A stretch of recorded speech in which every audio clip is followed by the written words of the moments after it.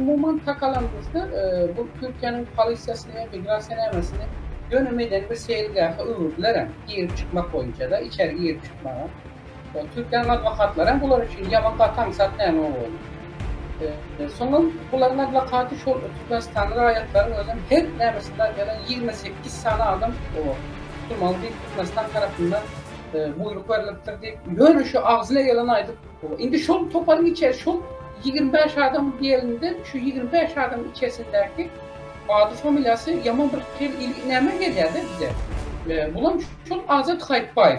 Hani Azad Xayıtbayev tutulmalı olsa konsula var da bu oğlum. Ne için bu tutulmadı? Sizin varıp Türkmenistan şu konsulluğuna sizin Topar Yolbaşınızın varıp girebilmedik yerine bunlar önüme girdi içeri. Aytışımız yalı bugün Hepte'nin 2. gün 19.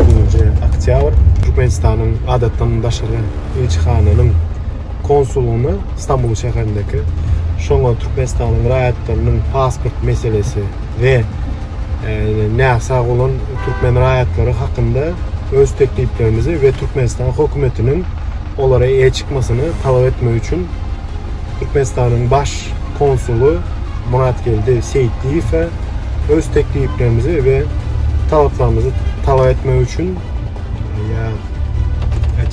hukuklarımızı talep etmek için Грумдешле var yaz. Мы сейчас стоим у посольства. Попросили аудиенции с консулом. Будем ждать. Нормально попросили.